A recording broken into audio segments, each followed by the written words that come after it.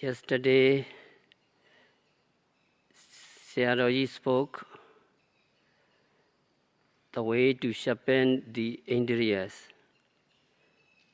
Today we have to continue the ruling faculties in meditation.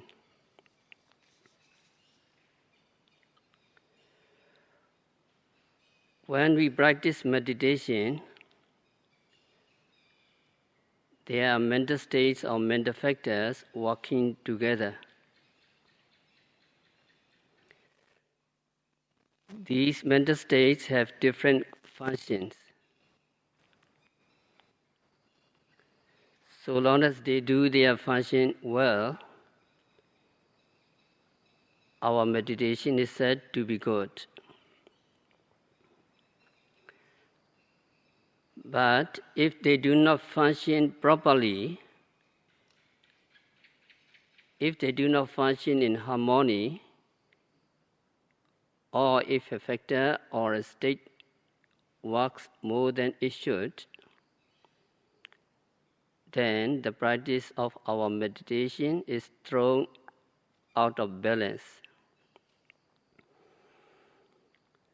So it is important that these factors be working harmoniously or doing their work neither too much nor too little.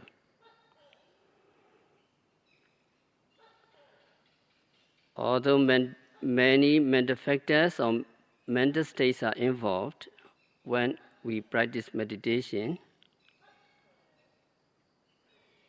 the most important of them are the 5 controlling factors or ruling factors. They are called controlling or ruling factors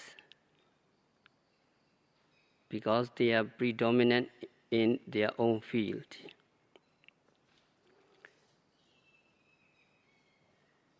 These 5 factors are saddha, faith or confidence, viriya, effort, sati, mindfulness, samadhi, concentration, and panya, understanding. Whenever we have a good practice of meditation, these 5 controlling factors are working harmoniously. So what is saddha?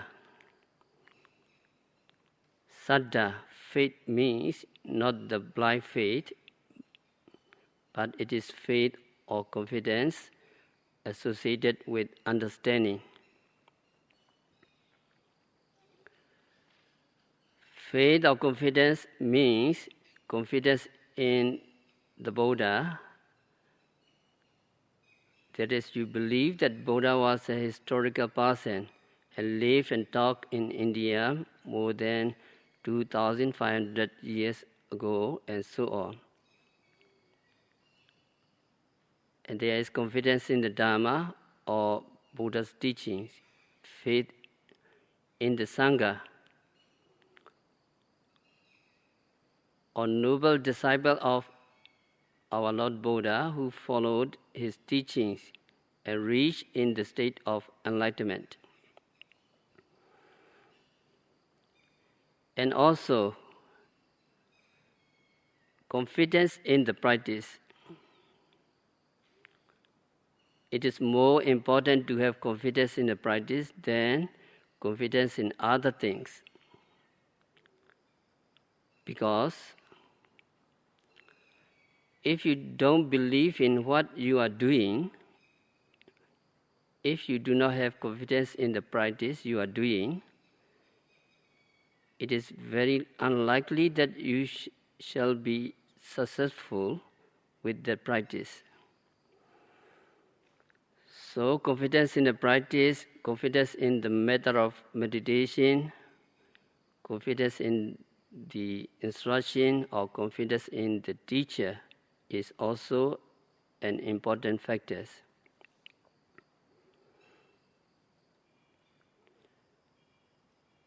And second factor is viriya, effort.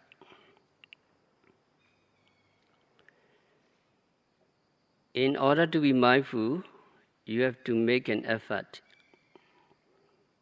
The effort is not physical effort, but mental effort. Without making effort, you cannot achieve anything, whether worldly or spiritual. So you have to make an effort. And actually you have to make sustained and strong effort, ardent effort, to be mindful. But the effort you make must be neither too much nor too little, because too much effort causes agitation, and too little effort causes laziness and sleepiness. So the effort must be just enough for us to be mindful, or for our mind to be on the object.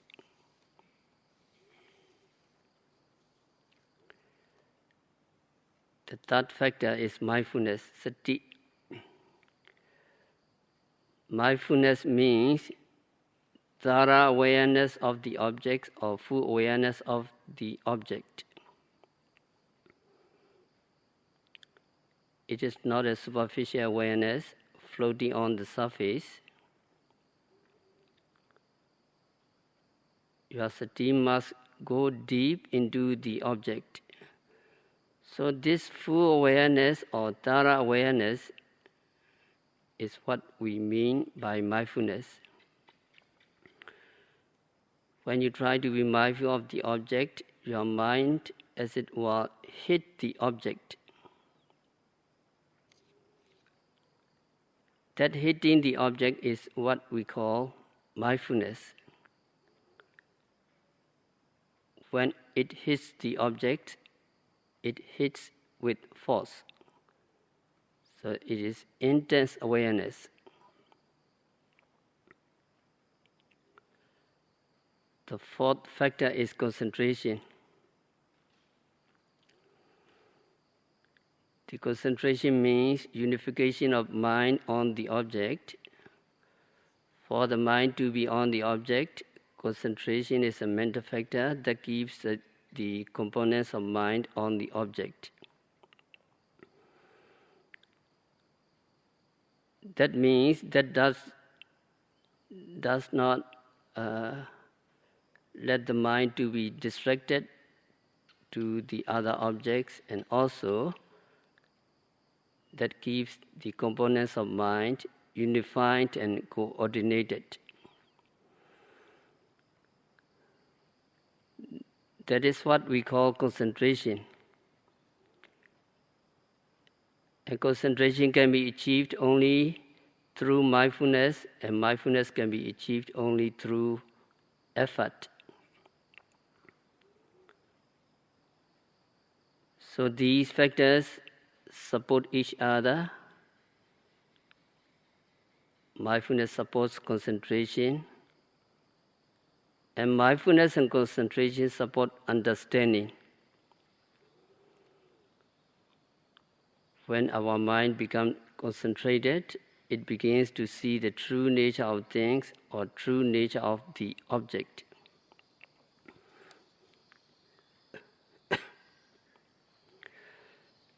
So concentration of mind is something like stability of the lenses in the binoculars.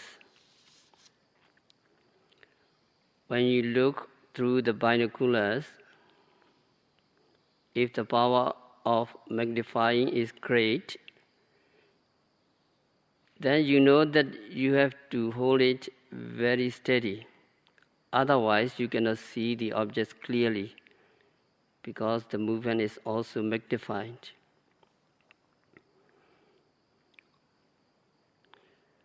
When you can keep the binoculars steady or still, then you can see things clearly. In the same way, before you get enough concentration, your mind is like unstable binoculars. Your mind is shaking or your mind is going from one object to another, and so you are unable to see the object clearly. But you try again and again. Once your mind becomes steady, still, and free from mental defilements or mental hindrances, then the mind begin to see the objects clearly and the true nature of these objects.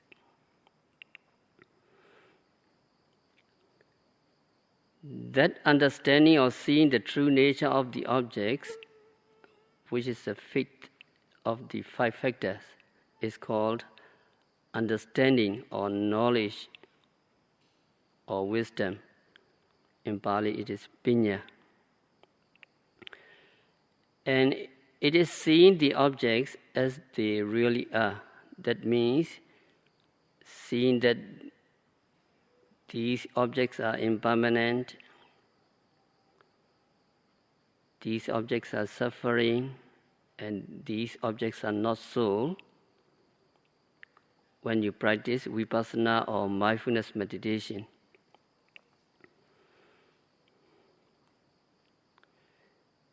these are called faculties. These are five mental factors involved in the practice of meditation. And you very careful. These mental factors should be working together and harmoniously.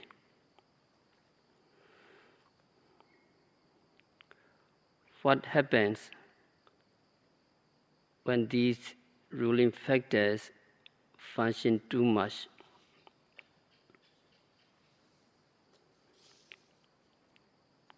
A person who has too much faith or less wisdom or understanding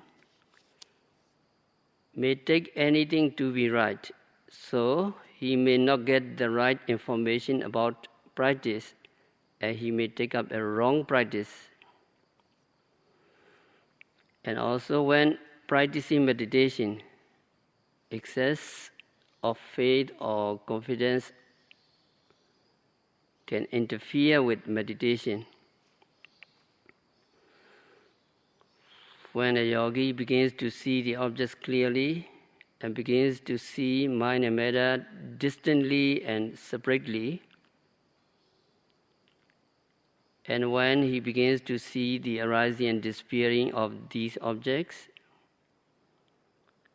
he becomes happy and he becomes elated.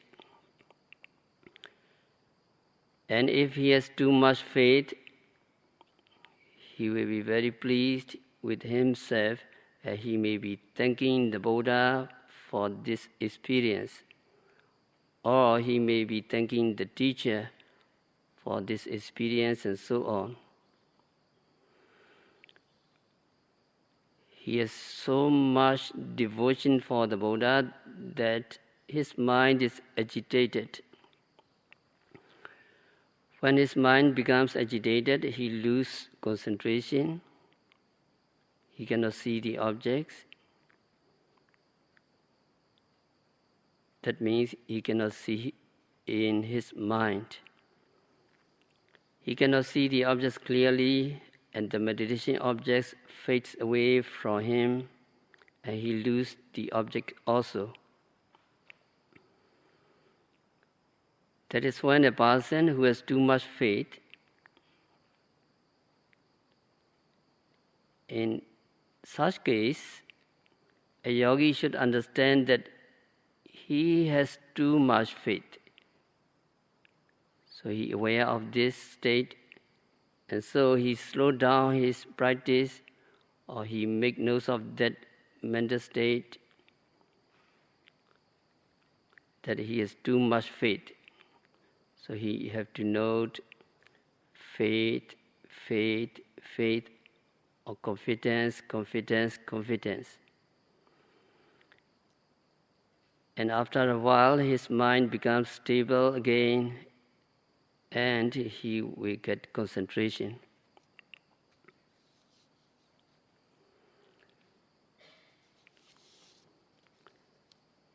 Sometimes a yogi sees the objects clearly and begins to see the arising and disappearing of mind and matter. If he is a type of those who have too much understanding, then he may be thinking about the object, whether it is mind or matter, or he may want to try watching this object, that object, and so on. Because he has so clear understanding of the objects, so his mind becomes agitated again. When mind becomes agitated, he is unable to see the objects clearly, and he loses the object, and he loses concentration, and he loses the understanding. In such cases also, a yogi has to be mindful that he has too much understanding, too much activity in his mind. So, he has to slow down. Once he slows down, his mind becomes stabilized again, and so he is able to be mindful of the object, or he is able to see the objects clearly again.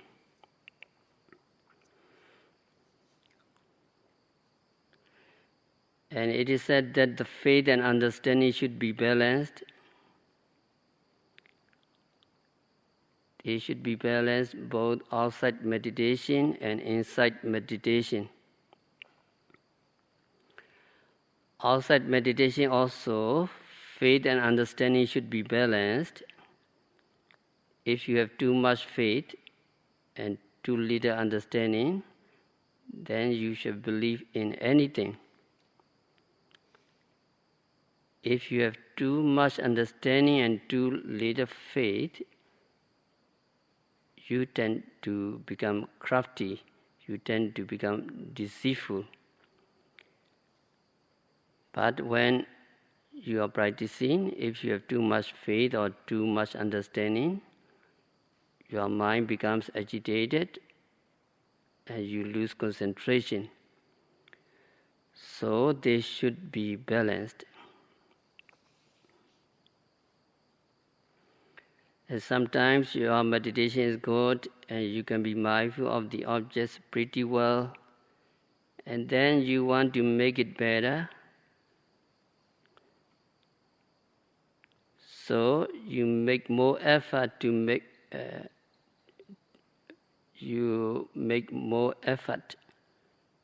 it better. The moment you try to make it better, you lose concentration. You are not able to note the objects.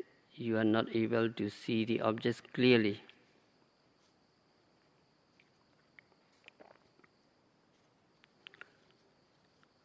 That is because you have made too much effort, more than is necessary.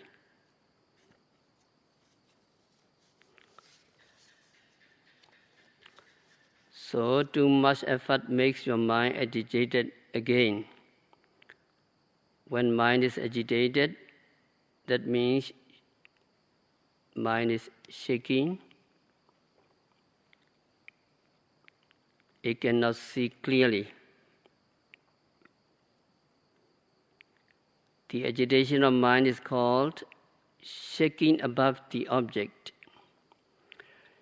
Shaking above the object means the mind is not properly on the object. The mind is not stuck to the object as it were. But it is a little away from the objects and shaking above it or moving above it. When it is shaking or moving, it cannot see the objects clearly. So a person who has made too much effort becomes agitated and lose objects and lose concentration. When a person has too much effort, the level of concentration goes down, his concentration is weak at the time, not enough.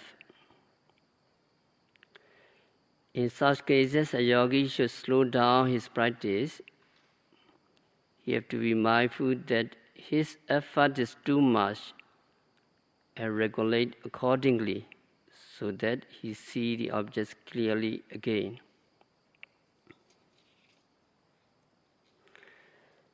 Sometimes your concentration is so good that it becomes too easy for you to make notes or to be mindful of the objects. When it becomes too easy, your energy level or the level of effort goes down. So you don't have to make much effort to be mindful, and so you lose the effort. When effort goes down and concentration becomes too much, then you feel sleepy. Sometimes yogis feel sleepy not because they want to sleep, but because they have too much concentration. When you have such an experience, then you have to step up energy level, or you have to make more effort to be mindful, to pay closer attention to the objects, or you can add some more things to note at one time.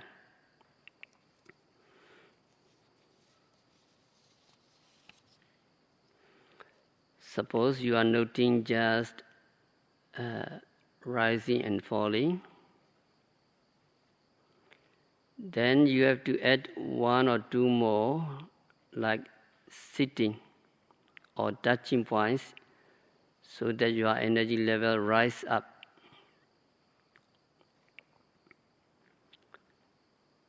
The practice of meditation is a delicate business, and you have to understand whether any one of these factors are in excess.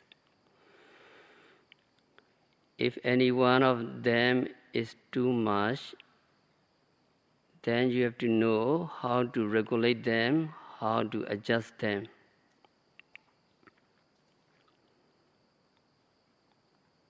When you listen the instruction, you understand you have to be mindful of two things at a time. You have to note rising, falling in the beginning. That is, in order for you to have balance of effort and concentration.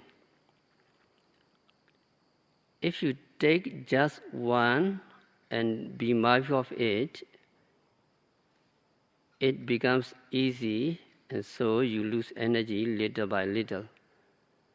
So you have too much concentration, and then you feel sleepy and you cannot meditate. If you have to make notes of 3, 4, or 5 things, that is in the beginning, rising, falling, sitting, touching, hearing, etc. When your concentration and understanding are not just strong, you become agitated.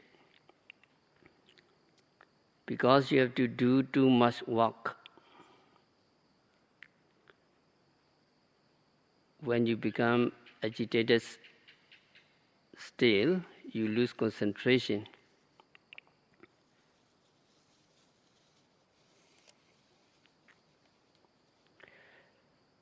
In order for you to have balance of these two factors, you are given to be mindful of two things: rising, falling, rising, falling. And also you are given to practice walking meditation and sitting meditation alternately. If you walk too much, you make more effort, so the effort becomes too much. That is why walking for 1 hour is a standard practice.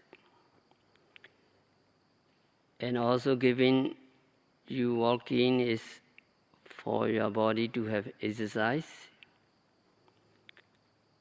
It is for your health also. So it is important that these factors are well balanced when you practice meditation. And how about sati, mindfulness?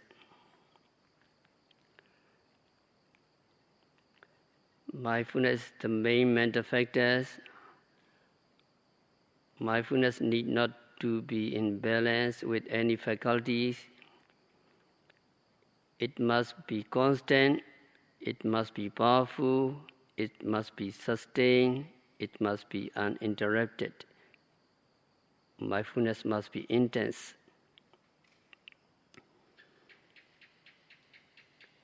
It is said that mindfulness is required everywhere.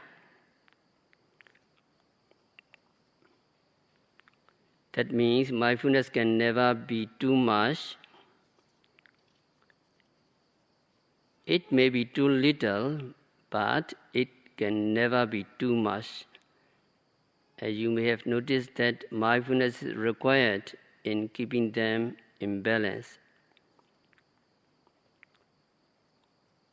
Or now I've made too much effort, and then you may be making notes of too much effort,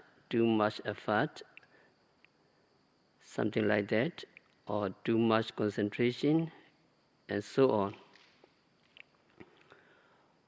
Or with this mindfulness, you can regulate the balance of the factors. Mindfulness is said to be regulating factor among the 5 mental faculties.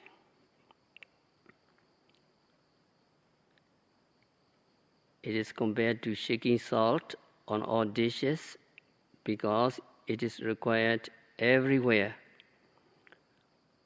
Or it is compared to a prime minister who did all the works for the king.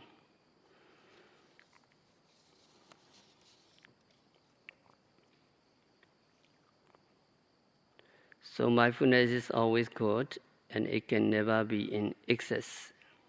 It is a regulating factor among the 5 mental faculties. Actually, there is another mental factor that regulates the balance of these factors. That is equanimity, upekkha. Equanimity is one of the 7 factors of enlightenment.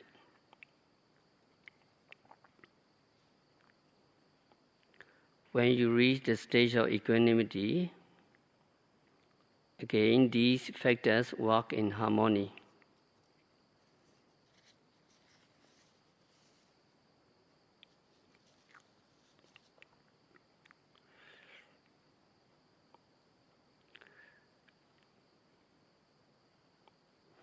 So long as these factors work in harmony, your meditation is good.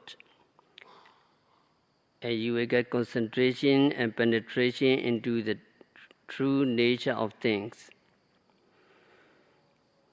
When you practice meditation, be aware of excess of faith or understanding or effort or concentration. If they are not balanced, you cannot meditate, or your concentration is not good. You cannot get concentration or understanding of the true nature of things. So these 5 factors, especially the 4 factors, should be balanced when we practice meditation. And it is for this purpose that we note only things at a time, not more or not fewer. And also we alternate sitting and walking so that we do not have too much energy or too much concentration.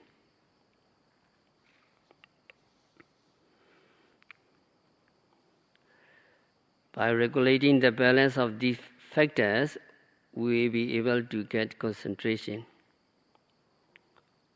With the help of concentration, we will be able to see the true nature of the objects we observe.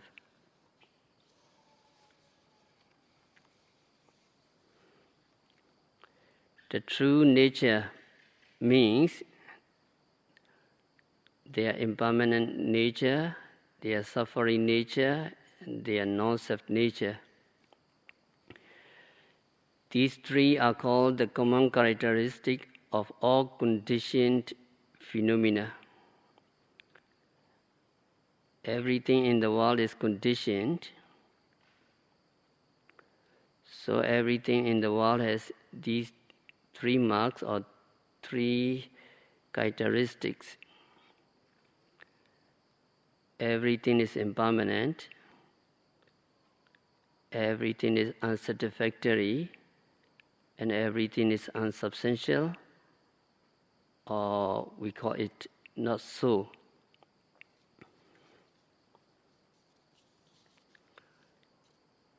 The impermanent nature we try to see through vipassana meditation is a deeper understanding of the impermanence, not the superficial understanding. Suppose you drop a cup and it breaks, you say it is impermanent. That understanding of impermanence is very shallow.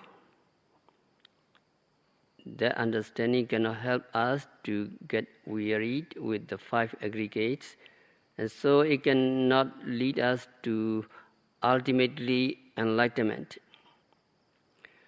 What we need to see is the moment to moment of the impermanence.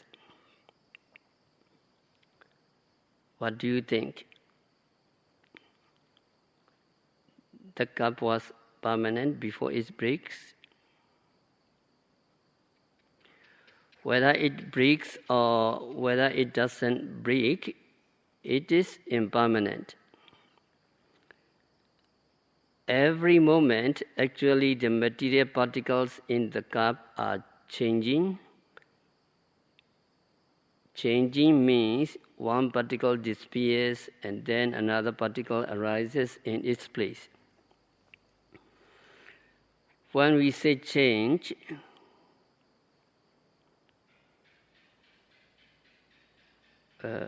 we do not mean transmutation or something. It changes to another things. It is the old particle disappearing and then new particle arising in its place.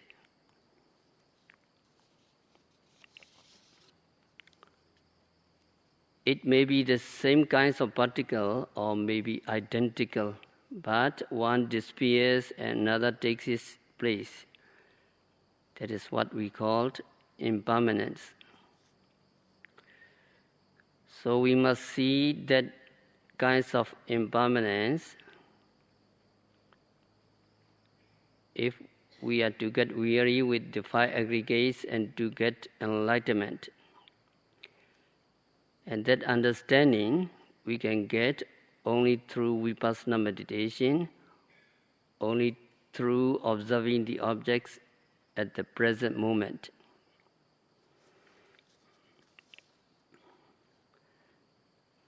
That is what we do when we practice meditation.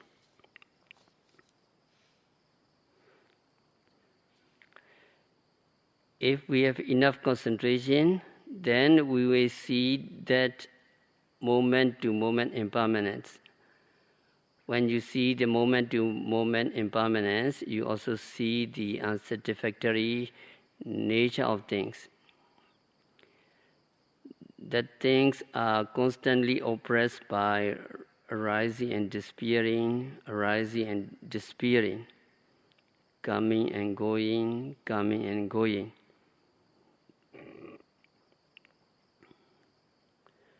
So there is a sense of oppression there. When you see them,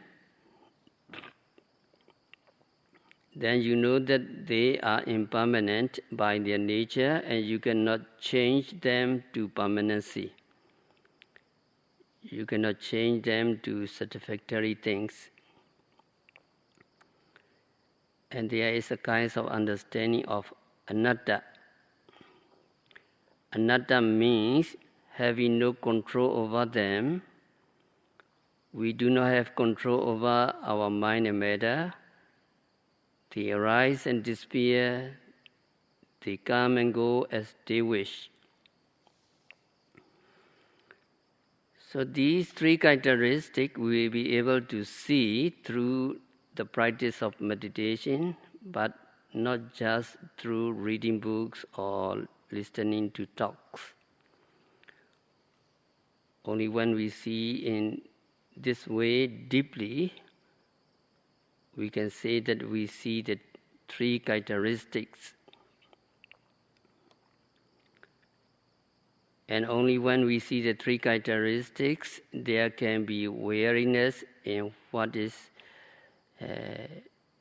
mind and matter or suffering. And that weariness in suffering is a path to purity.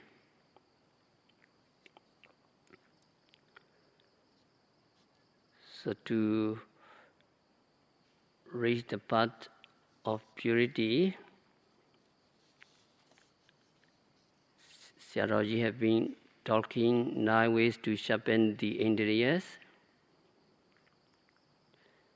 So there are some aphorisms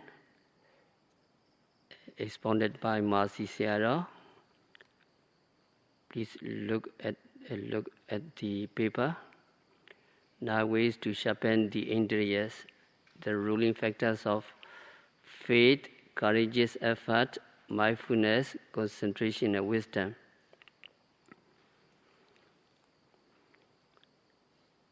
So it mentioned there are 9 ways to sharpen the Dhamma 5. Dhamma 5 means Saddha, Viriya, Sati, Samadhi, and Panya. Ruling factors or controlling factors. So the first one is every time there is mind and matter, yogi have to watch to see it rise and pass. You have to watch the mind and matter correctly. As soon as you watch, it disappears. As soon as you hear, it disappears. As soon as you note, it disappears.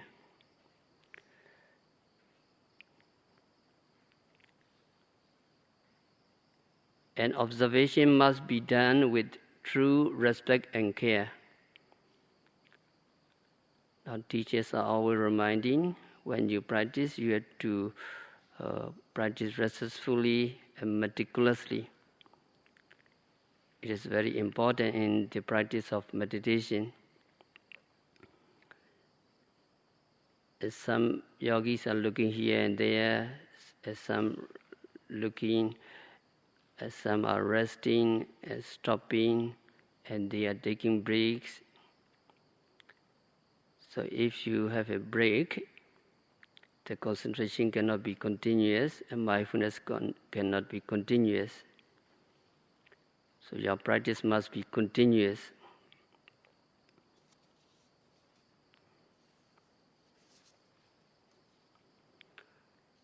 And number 4, 7 things on which we depend must be suitable for us.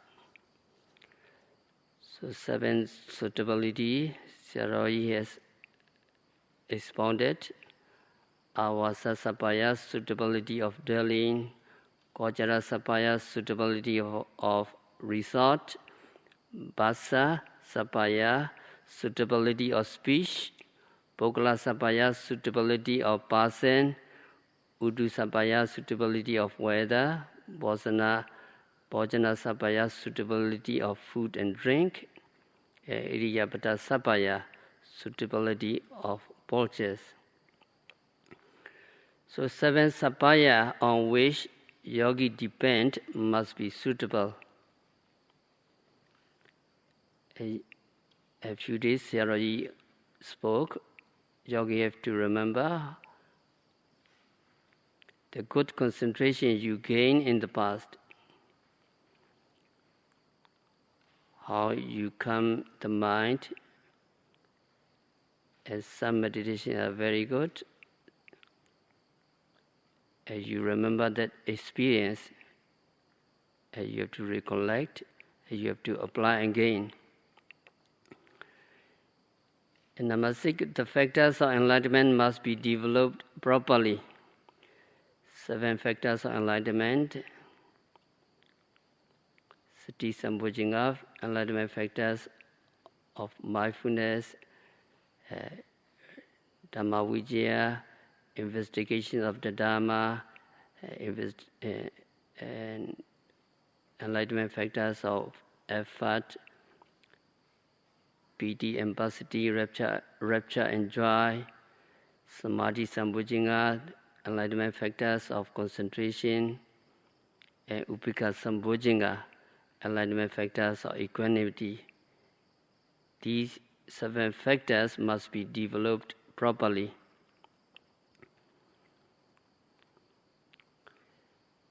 And you should not worry about your life and limb. So you must have very courageous energy in the practice. And when there is discomfort and pain arise, whatever these unpleasant sensation, dukkha vena arise, you have to dispel these uncomfortable feeling by noting continuously. So yogi should not give up, but keep on walking until you reach the journey's end. So we have to recite these 9 ways to sharpen the indriyas. Follow my recitation. There are 9 ways to sharpen the Dhamma's 5, which rule. Every time there's mind and matter, watch to see it rise and pass. Observation must be done with true respect and care. Not resting, stopping, taking breaks. One's work must be continuous. 7 things on which we depend must be suitable for us. Remember how you calm the mind, gain concentration in the past. The factors of enlightenment must be developed properly. Don't worry about life and limb. Show no mercy for the body. One must dispel the pains, discomfort, whatever once arise. Don't give up, but keep on walking till you reach the journey's end. When knowledge weakens, these 9 things as needed should be developed. Another aphorism, expounded by Sayadawgyi, how the indriyas help vipassana. When the controlling faculty of faith, when faith and trust are powerful, your vision or your knowledge is alert and clear. And virya, when your courageous effort is powerful, your understanding, your wisdom, and your vision will progress definitely. Sati is very important. Sati must be intense. When your mindfulness is powerful, then your knowledge becomes firm, and your vision or understanding becomes broad. You will understand more and more. And when your concentration is powerful, your understanding becomes keen. You can understand the phenomena layer by layer, chapter by chapter, very clearly. So these aphorisms we need to recite also. Follow my recitation. When faith and trust are powerful, vision is alert and clear. When courageous effort is powerful,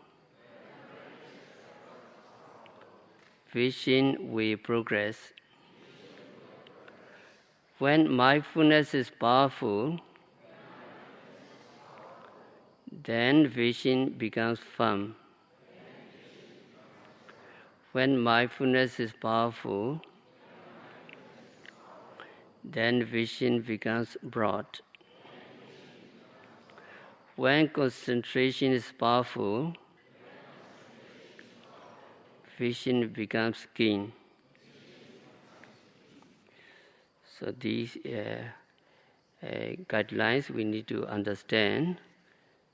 So Sayadawgyi is always encouraging to yogis having progress.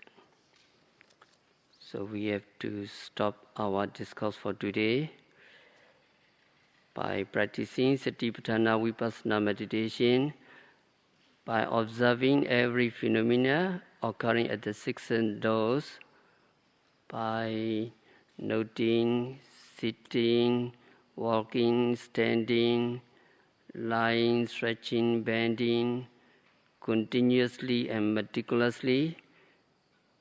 May all yogis be free from all suffering. May all yogis realize the real peace in the very near future. Sadhu, sadhu, sadhu.